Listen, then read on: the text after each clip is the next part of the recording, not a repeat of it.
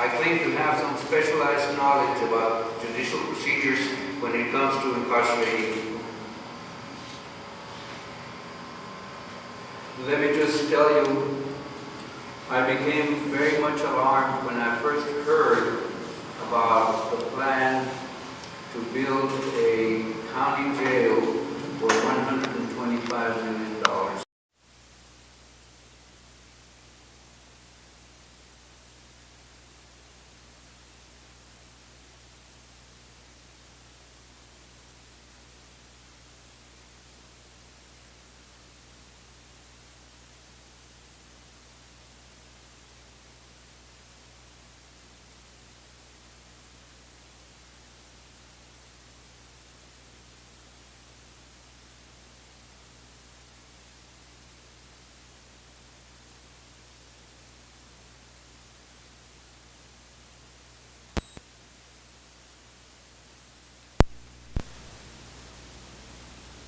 Audit of the jail to see what kind of prisoners they had in there and why they claimed that it was overcrowded.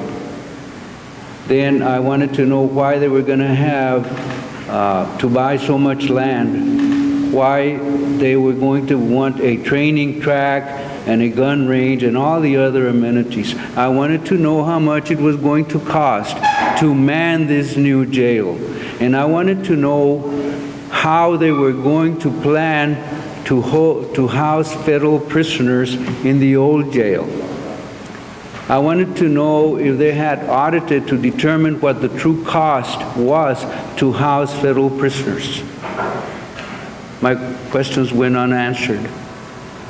Then I will call you, I passed out an agenda item where the Commissioner's Court had an agenda item before them that called for discussion and possible action to contract between Webb County and the Sheriff's Office, Strother and Company.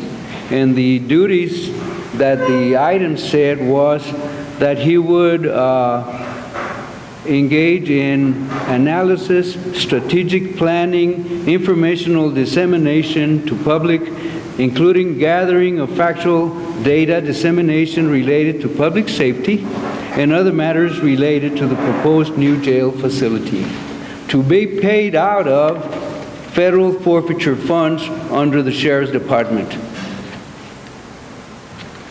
That certainly made me angry, and the commissioners approved it. And all of a sudden, Mr. Colin Strother was out there being a political consultant to sell to the voters of Webb County a $125 million bond issue. That is one of the reasons that I think I am opposed to it. Then I did a little bit of research, and I found out that Mr. Colin Strother has been nothing more than a political consultant for Henry Cuellar and for the sheriff. Paid huge amounts for over a number of years. Then I remembered back in my early days as a judge that Webb County did what was called a dead conduit, where they financed the building of a detention facility, the one out on Zapata Highway for CCA. Well, it didn't work out. The plan didn't work out, and Webb County, even though they financed the construction for a 500-bed facility, they sold it to CCA. And what I see here developing now is the same kind of plan as they did before, except this time se van a servir con una cuchara bien grande. Now it's $125 million. Back then it was $22 million. And Webb County sold it and sort of avoided a huge loss. I think Ms. Cavazos is here, who was there at the time, and she'll remember that this is what happened. And there were talk about the commissioners looking the other way, and perhaps some of them becoming consultants for a fellow called Sparky, or something to that effect. These are some of the people behind this plan again today.